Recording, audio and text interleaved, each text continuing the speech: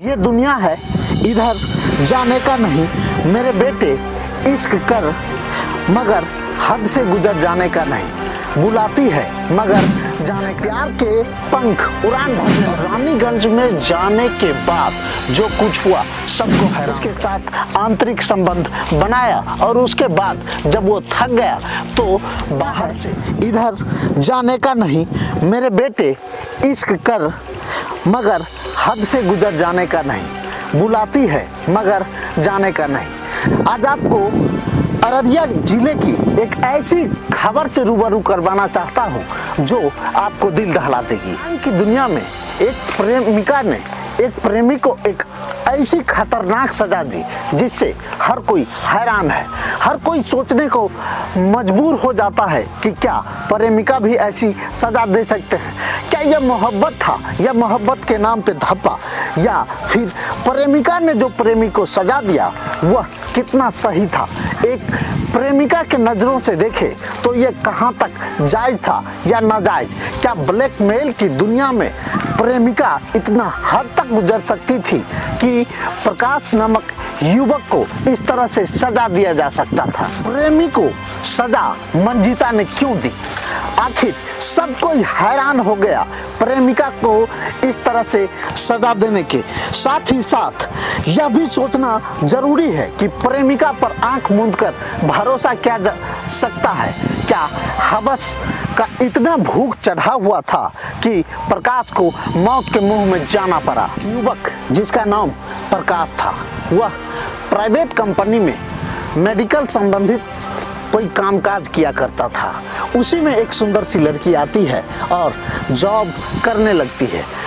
Job करते करते उनकी दोस्ती हो जाती है और दोस्ती जो होती है वह देखते ही देखते प्यार में बदल जाता है। बस क्या था, प्यार के पंख उड़ान भरने लगते हैं, नए नए सपने बनने शुरू हो जाते हैं, फिर आंतरिक संबंध बनने लगता है।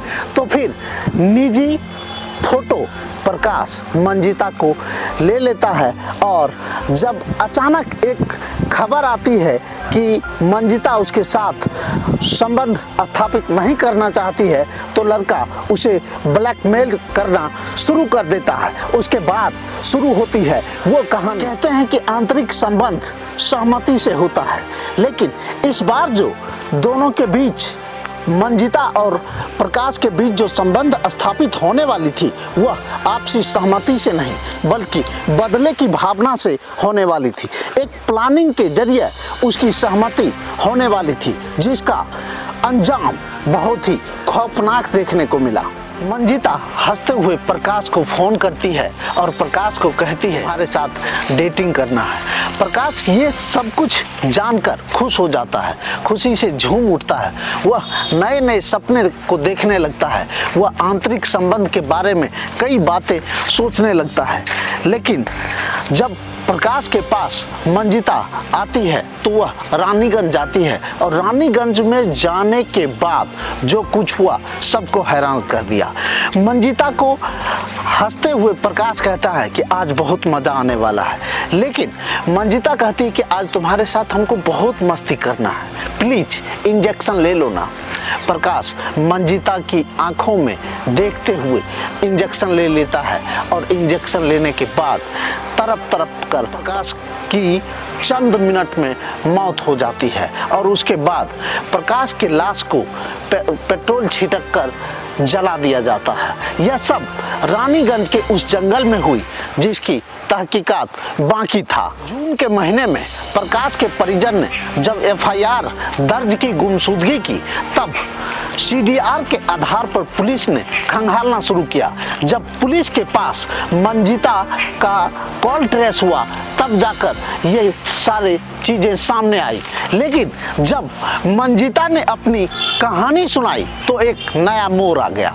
वो मोड़ जो कोई सोच नहीं सकता था कि मंजिता प्रकाश के साथ ऐसे व्यवहार कर सकती थी या प्रकाश मंजिता के साथ इस तरह से व्यवहार कर सकता था। मंजिता ने प्रकाश को फोन की और फोन करने के बाद मंजिता सेक्स करने की इच्छा प्रकाश के साथ जताई। जब सेक्स करने की इच्छा प्रकाश के साथ जताई तो बहुत खुश हो गया और उसके बाद धीरे धीरे वो सपने देखने लगा और प्रकाश के साथ वो अररिया में पूरे दिन मार्केट घूमती है और मार्केट घूमने के बाद वो रानीगंज के घने जंगल में आती है जहां पर अर्ध निर्मित एक मकान रहता है। हंसती हुई मंजिता अपने प्रेमी प्रकाश से कहता है कि हमको आज तुम्हारे साथ मस्ती करना है। पुलिस के मुताबिक मंजिता ने जो बताई, मंजिता का कहना है कि हमने उसके साथ आंतरिक संबंध बनाया और उसके बाद जब वो थक गया तो बाहर से यानी छिपकर हमने सिरिंज निकाली और सिरिंज के जरिए इंजेक्शन दे दिया। इंजेक्शन देने के बाद प्रकाश की तड़प कर मौत हो जाती है। मौत होने के बाद मंजिता वहां से भाग जाती है और भागने के बाद 15 दिन के बाद वो वापस लौटती है और लौटने के बाद वहां पर पेट्रोल छिड़क कर मंजिता प्रकाश के शव को आग लगा देती है। जब यह खबर सामने आई तो सब कोई हैरान हो गया। क्या प्रेमिका इस तरह से सजा दे सकती है अपने प्रेमी को, या फिर ब्लैकमेल करने वाले को इसी तरह से सजा देना चाहिए? एक बार फिर वही चीजें सामने आती है कि ये दुनिया है, इधर जाने का नहीं। मेरे बेटे इश्क कर मगर हद से गुजर जाने का नहीं, बुलाती है मगर जाने का नहीं। तब तक के लिए देखते रहिए क्राइम तक की खास रिपोर्टिंग रंजीत कुमार के साथ देसी तंत्र पर।